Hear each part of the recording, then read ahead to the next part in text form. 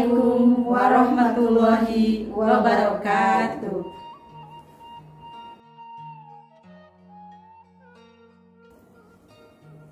Bismillahirrahmanirrahim. Assalamualaikum warahmatullahi wabarakatuh. Rabbi sohri sadri wa yassirli amri wahlul uqdata min lisani yafqahul qawli amma ba'du.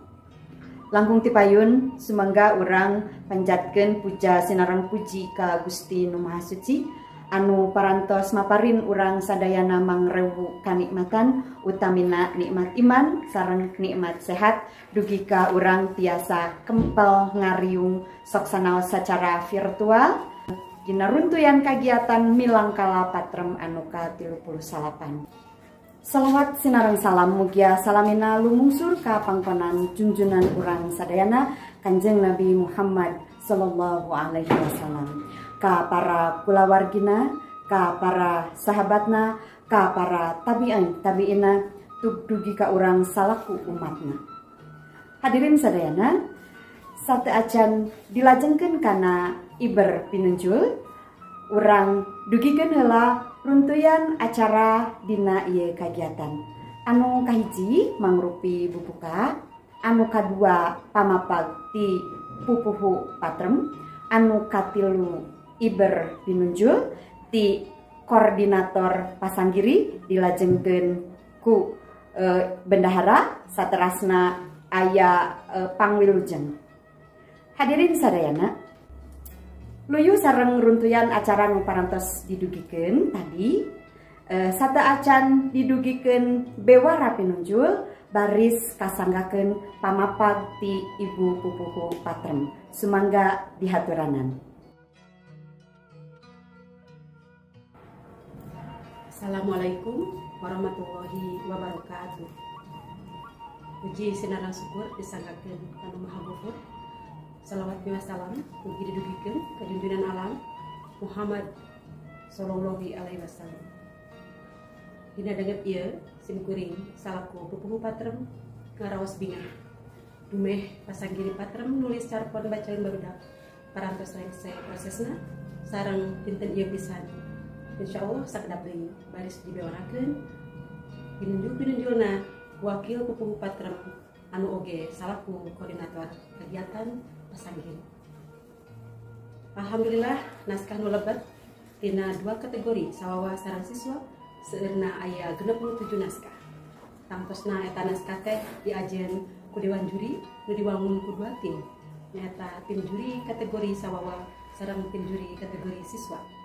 Tim juri kategori sawawa nyaeta pangersa Patatang Sumarsono, Ibu Teti Khadijah sarang simkuring Cirebis Lunas. Napon tim kategori siswa nyaeta Bapak Dian Hendrayana, Ibu Popon Saadah sarang Ibu Imas Rohilah. Alhamdulillah kan tenang pikar sepen mawas sarang marios naskah teh. Cariosna aya nu gembira, aya nu sedih, aya nu pikayung-yuneun, aya nu miwuruh wae, rupi-rupi wae teman. Tapi sagedengeun ti anu pikaresepeun teh secara umum aya hal mendasar anu masih kene jadi masalah sasekelan dina nulis carpon katawisna ti pamilon eta rada kirang kaperhatoskeun nyaeta hal-hal anu patalina sareng mekanisme penulisan. Tapi keun wae aya nama urang gembira wae nya margi sadayana parantos diajen, sadayana parantos diparios, sareng insyaallah parantos ditangtoskeun pinunjulna. Kitu deui parantos ditangtoskeun karya-karya saha anu tiasa midang dina buku antologi anu baris dikeluarkeun ku patrem insyaallah dina tahun ieu. Pamungkas simkuring ngahaturkeun nuhun ka sadaya pihak anu parantos ngarojong mantosan kana ieu kagiatan patrem, seueur individu anu ngarojong, seueur lembaga anu masihan pangdorong. Utamina simkuring ngahaturkeun nuhun ka pangurus anu solid sasarangan teras-terasan sabapai sama manis, pangaping patrem, para kasepuhan di patrem, dewan juri, anggota patrem sarang suruh patrem anu pikareuseuh para pamilon pasanggiri aub sedayana jabung tumalapung kanggo nyukseskeun kagiatan patrem utamina dina mapag ulang tahun patrem atau pemilang kala patrem anu ka-38 tahun kamari. Janten ieu teh mangrupi runtuyan acara sakumaha parantos didugikeun ku Panata Calagara. Sakitu panginten anu kapihatur nanging simpuri ngadugikeun rasa katumarima sareng panghatur nuhun anu teu kawilang khususna ka prodi pendidikan bahasa Sunda S1 sareng S2 khususna deui ka Ibu Profesor Nunui Nurjana anu parantos ngawidian nganggo ieu tempat kangge kagiatan ngabewarakeun pinunjul nulis carita bacaan barudak anu dilaksanakeun ku patrem. Sakitu anu kapihatur wilujeng kasadayana billahi taufiq wa hidayah. Wassalamualaikum warahmatullahi wabarakatuh.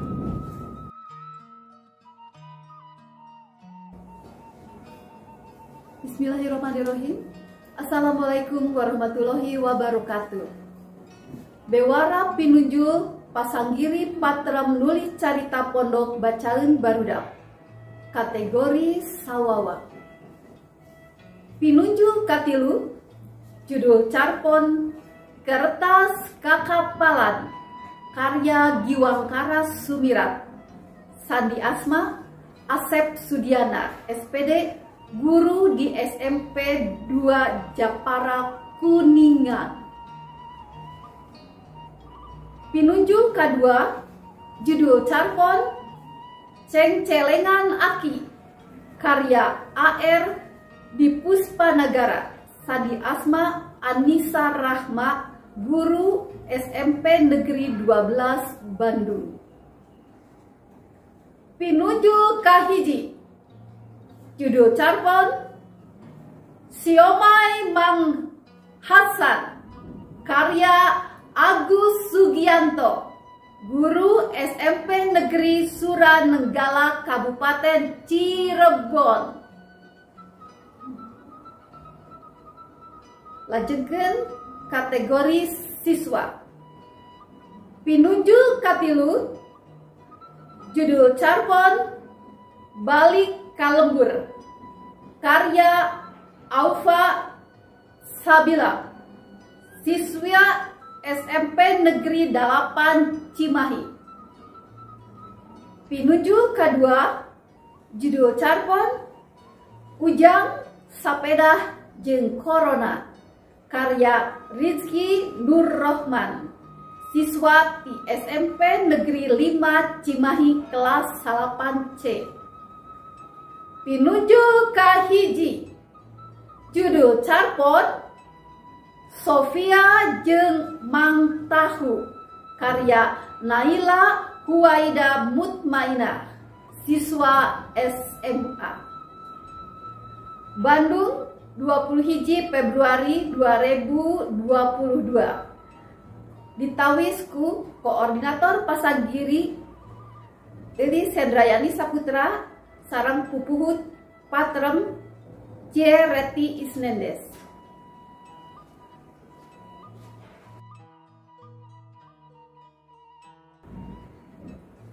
Bismillahirrahmanirrahim. Assalamualaikum warahmatullahi wabarakatuh. Simkuring baris muningakeun hadiah kanggo para pinunjul. Pinunjul kahiji kategori sawawa kenging 1.500.000. Pinunjul kadua kategori sawawa kenging 1 juta. Pinunjul katilu kategori sawawa kenging 750.000. Lajeng pinunjul kategori siswa. Pinunjul kahiji kategori siswa kenging 1 juta. Pinunjul kedua kategori siswa kenging 750.000. Pinunjul katilu kategori siswa kenging 500.000. Sumangga ka para pinunjul diantos ngontak ka simkuring dina WA 08 hiji 32 hiji genep hiji 8 genep hiji Bendahara Patrem Sri Teti Herawati. Lajeng ulah hila ngintun nomor rekeningna, KTP atanapi kartu siswa. Kalayan disuhunkeun foto dirina nu nganggo Twibon Patrem. Lajeng kanu carpona kalebet kana nu dipilih kanggo pibukueun sami diantos foto dirina nu nganggo Twibon Patrem. Nami-nami pamilon anu kapilih karyana tingali dina deskripsi YouTube. Lajeng sadaya pinunjul kenging e-sertifikat. Umargi kitu mangga tinggal katerangan-katerangan salengkepna aya dina deskripsi YouTube Patrem. Hatur nuhun. Assalamualaikum warahmatullahi wabarakatuh. Bejer pangajian Dewan Juri Carita Pondok Bacalin Barudak kategori Sawawa. Naskah nu katampi ku Dewan Juri aya 43, karya ti 43 pamilon. Tina 43 naskah, masing-masing juri maca jeung meunteun dina seleksi kahiji, kadua jeung katilu. Naskah disair tina 4 rupa pangajian, nyaeta tema saluyuh hentena jeung dikategorikeun atanapi kalebet kana nu ditangtoskeun. Naskah ditulis dina basa Sunda nu saluyuh jeung palenggeran ejahan basa Sunda atanapi Sunda baku. Ayana unsur carpon nyaeta tema, tokoh jeung panokohan, alur, amanat jeung rea-rea deui. Struktur penulisan carpon nyentep sirih tur merenah. Secara umum 80% tina naskah nu lebet tos jumponan syarat carita pondok Bacalin Barudak. Sabada ditimbang dina seleksi nu kaopat, nyaeta padungdengan jeung babadantenan antawis tim juri, naskah pinunjulna ditangtoskeun anu judulna Siomay Mang Hasan, Cengcelengan Aki, jeung Kertas Kakapalan. Siomay Mang Hasan. Mang Hasan tukang siomay, daganganana kajojo, kawantu nu dagangna darehdeh, resep ngadongeng tur berseka. Wadah siomay tara make plastik, tapi ku pipiti nu dijieun tina awi.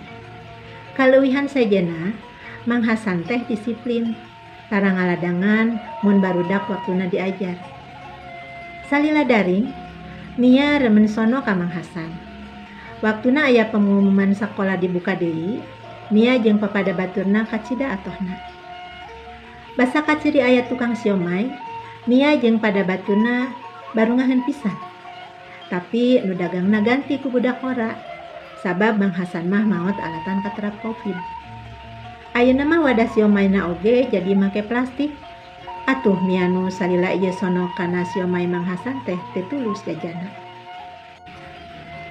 Pangarang cacarita kalayan lancar, make basa lemes tur santun, amanat tembres patali sareng miara alam lingkungan.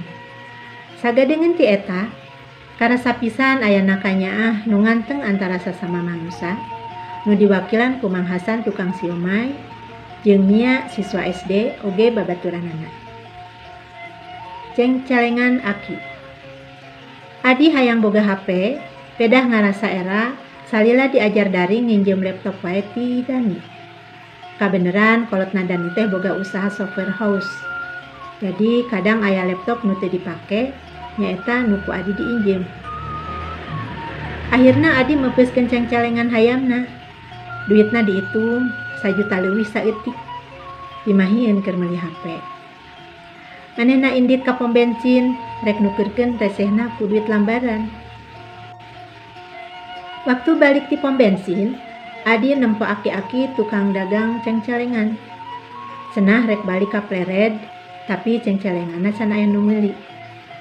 Adi karunya tuluy meuli cengcelengan hiji, bari song mikeun duit sakalian keur ongkos balik si Aki. Si Aki kalah ngabahanan ku cengcelengan deui. Jadi Adi angka ribu, mawa keresek nu eusina 4 cengcelengan. Duit Adi jadi teu cukup keur meuli HP. Tapi isukna Allah ngaganjar kehadian Adi. Ia carita ngagambarkeun dunya barudak nu saujratna. Dikarang dina gulujuran nu geunah dibasana. Aya muatan moral dina carita ieu. Basa Sundana kapiara, najan alur caritana rada logor. Moral carita anu nyampak dina ieu carpon nyaeta kudu daek tutulung jeung papada manakomo mun nu kudu ditulungan teh jalma anu kacidaripuhna. Digambarkeun deui, mun urang daek tutulung ka nu lian bari tanpa pamrih, Allah bakal masihan jalan kana kahadean. Kertas kakapalan. Rina, budak ti kulawarga miskin, ku babaturan sakelasna dituding maling masker. Padahal geuning Rina teh ukur hayang nyaho hargana wungkul. Eusi carita karasa ngaeksploitasi perasaan nu maca. Utamana dina akhir carita nu diwakilan ku kecelaknya cimata ibu guru, nu maca surat Rina nu geus dijadikeun kakapalan, nu harita murag kana mejana di kelas 5. Upama saliwat, tangtu aya pertanyaan. Kunaon surat Rina keur ibu guru jadi kakapalan nu ragrag kana meja ibu guru nu tuluy dibaca ku inyana, siga nu dijieun-jieun alurna. Tapi sabenerna ieu nu disebut foreshadowing pembayangan carita. Lantaran disebutkeun ayana budak lalaki nu ngarengkok waktu nyahoeun kakapalanana murag kana meja bu guru. Sakitu ge geus ngajantrekeun yen eta budak nu manggihan surat Rina nu dipihapekeun kalia tuluy murag di jalan. Nu tangtuna eta budak lalaki teh babaturan Rina jeung Lia nu teu nyahoeun yen eta kertas teh surat Rina keur buncung. Moral dina ieu carita nyaeta ulah tada kudu sambarangan nepi ka nganyerikeun babaturan. Moral sajena kudu ati-ati mun diamanatan, naon talatah nu kudu ditepikeun, kudu sagancangna jeung eta amanat teh kudu dicekel pageuh kuno diamanatanana, sangkan iber bisa nepi kalayan salamet. Tina tinimbangan nu dibejer beaskeun ditetepkeun yen dina ieu pasanggiri patrem nulis sarpon bacaeun barudak kategori sawawa nyaeta pinunjul kahiji Siomay Mang Hasan, karya Agus Sugianto, guru SMP Negeri Suranenggala, Kabupaten Cirebon. Pinunjul kedua, Ceng Calengan Aki, karya AR Dispus Paraga, Anissa Rahma, guru SMP Negeri 12 Bandung. Pinunjul katilu, Kertas Kakapalan, karya Giwangkara Sumirat, Asep Sudiana SPD, guru SMP Negeri 2 Japara Kuningan. Carpon-carpon nu ditetepkeun pikeun eusi buku antologi carpon patrem bacaeun barudak nyaeta hiji Agus Sugianto, judul karangan Siomay Mang Hasan. 2. Anissa Rahma, judul karangan Ceng Calengan Aki. 3. Dede Rostiana, judul karangan Kasalon Dinten Ahad. 4.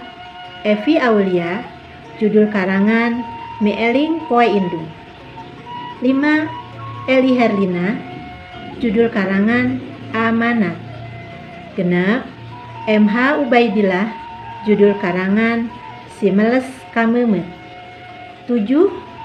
Euis Ratna Suminar, judul karangan Cik-cik si anak hayam. 8. Didih Emrap, judul karangan Basa Abah Sareng Ambu Kata Rajang Corona. 9.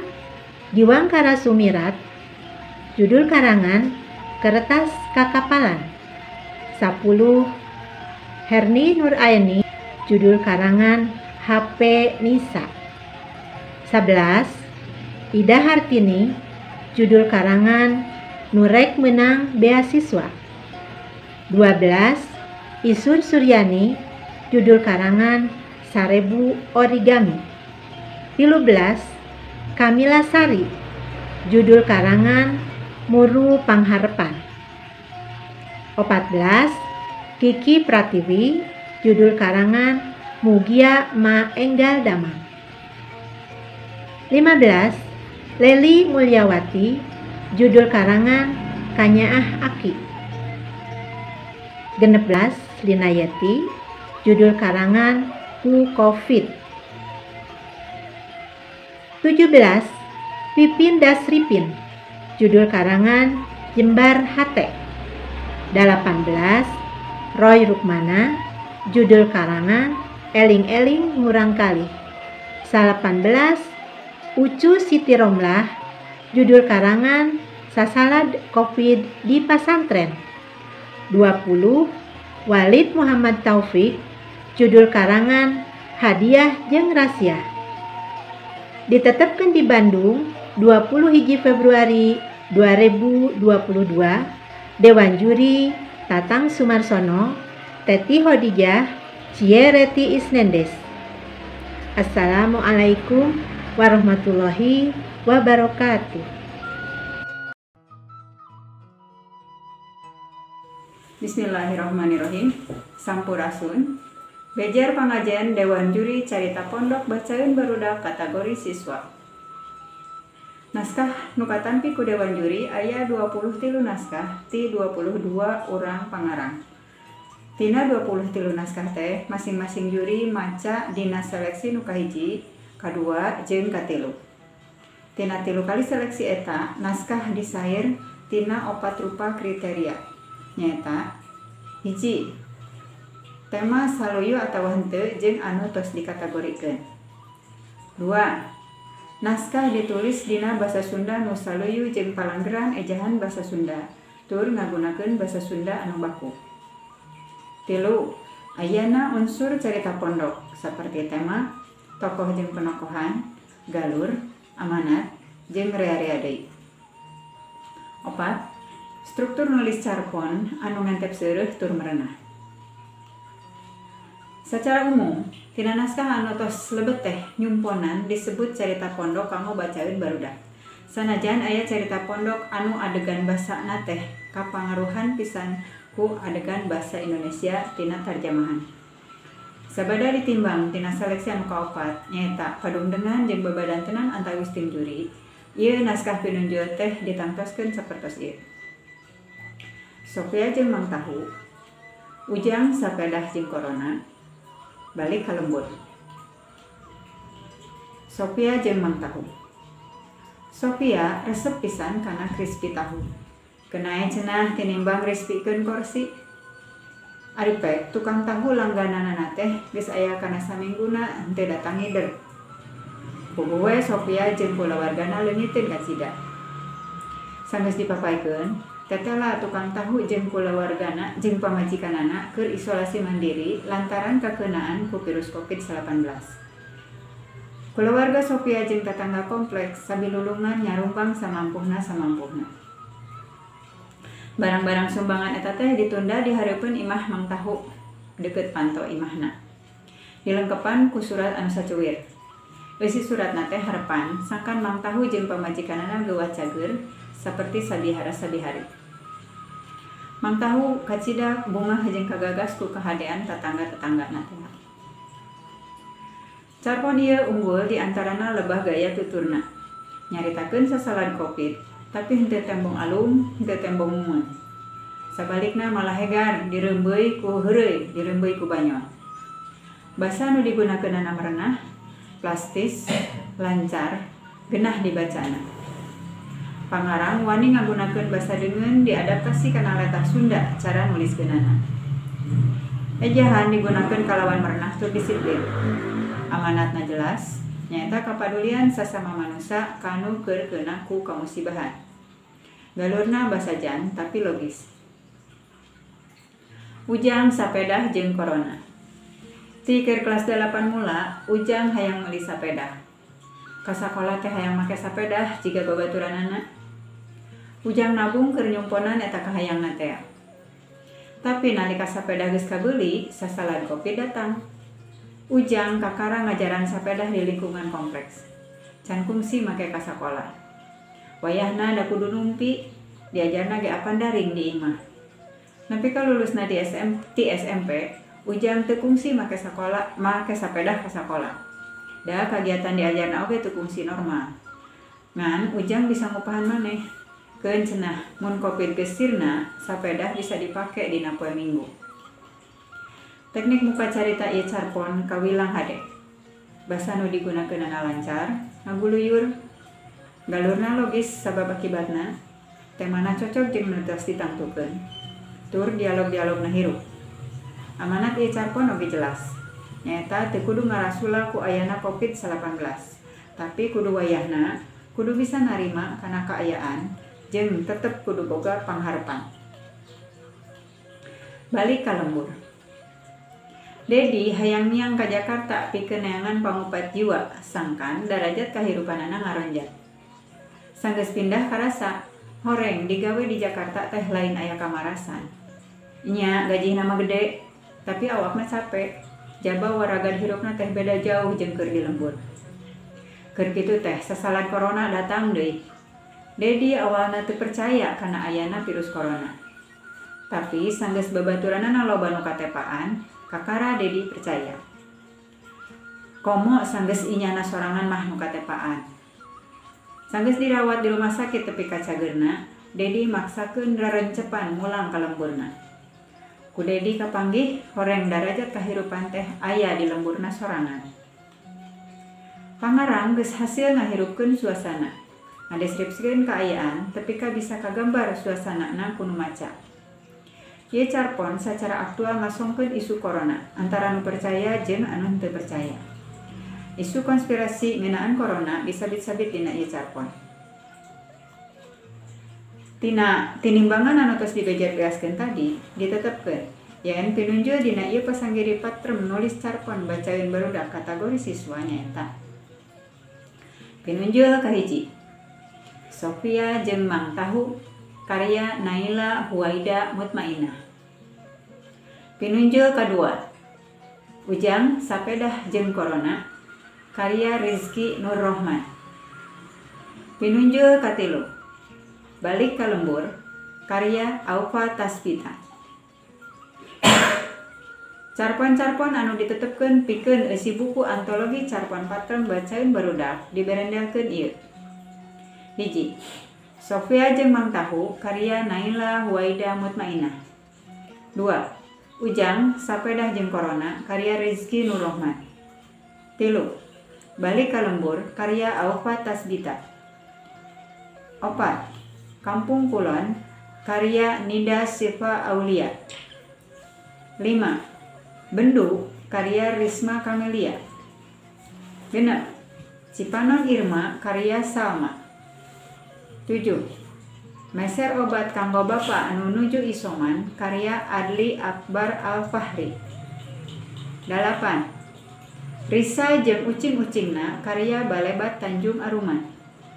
9. Buah Pandemi, karya Rizky Maulana Fauji. 10. Sasalad Mawatunggara, karya Desta Kumala. 11. Pandemi jeung Kahirupan Sosial, karya Si Mila. 12.